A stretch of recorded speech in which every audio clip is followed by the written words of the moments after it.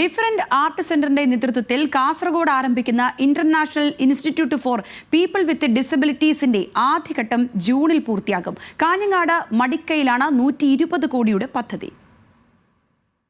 Thiruvananthapuram different art സെന്ററിന്റെ മാതൃകയിലാണ് വിപുലീകരിച്ച സംവിധാനങ്ങളോടെ Kanhangad മടിക്കയിൽ 22 acre സ്ഥലത്ത് പദ്ധതിയൊരുങ്ങുന്നത്. പാർശ്വവൽക്കരിക്കപ്പെട്ട ഭിന്നശേഷി സമൂഹത്തെ മുഖ്യധാരയിലേക്ക് ഉയർത്തുന്നതിനും അവർക്കും സമൂഹത്തിൽ തുല്യമായ ഒരിടം ഉറപ്പുവരുത്തുകയാണ് ലക്ഷ്യം. അന്തർദേശീയ നിലവാരത്തിലുള്ള കലാകായിക പരിശീലന കേന്ദ്രങ്ങൾ, അത്യാധുനിക തെറാപ്പി സൗകര്യങ്ങൾ, തൊഴിൽ പരിശീലന കേന്ദ്രങ്ങൾ, മെഡിക്കൽ സൗകര്യങ്ങൾ, ട്രെയിനിംഗ് സെന്ററുകൾ എന്നിവയാണ് പദ്ധതിയുടെ ഭാഗമായുണ്ടാവുക.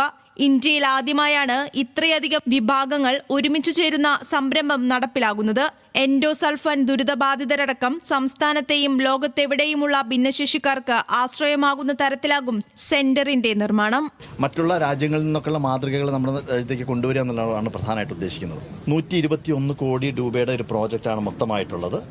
അപ്പോൾ അതിന്റെ ഭാഗമായിട്ട് ഇപ്പോൾ ഞാൻ പല രാജ്യങ്ങളിൽ പെർഫോം ചെയ്ത് അതിലൂടെയും CSR ഫണ്ടുമായിട്ടാണ് ഇപ്പോൾ മുന്നോട്ട് പോയിക്കൊണ്ടിരിക്കുന്നത്. പിന്നെ ഒരുപാട് ആളുകളുടെ സഹായത്തോടു കൂടി മുന്നോട്ട് പോയിക്കൊണ്ടിരിക്കുക. ഏർലി ഇന്റർവെൻഷൻ സെന്റർ, തെറാപ്പി യൂണിറ്റുകൾ, കലാപരിശീലന സമുച്ചയം, ഓഫീസ് സംവിധാനങ്ങൾ എന്നിവയാണ് ആദ്യഘട്ടത്തിൽ പ്രവർത്തന സജ്ജമാവുക. കഴിഞ്ഞ വർഷം ഫെബ്രുവരി 23-നാണ് മുഖ്യമന്ത്രി പിണറായി വിജയൻ പദ്ധതി പ്രകാശനം ചെയ്തത്. ഭിന്നശേഷി സൗഹൃദമായ നിർമ്മാണ പ്രവർത്തനങ്ങളാണ് നടത്തുക. കാസർഗോഡിന്റെ പ്രൗഢി വിളിച്ചോതുന്ന ബേക്കൽ കോട്ടയുടെ മാതൃകയിലാണ് കലാപരിശീലന സമുച്ചയം നിർമ്മിക്കുന്നത്. പ്രതിവർഷം 1000 ഭിന്നശേഷിക്കാർക്ക് വിവിധ മേഖലകളിൽ പരിശീലനം നൽകാൻ കഴിയുന്ന തരത്തിലാവും പദ്ധതി. ന്യൂസ് മലയാളം, കാസർഗോഡ്.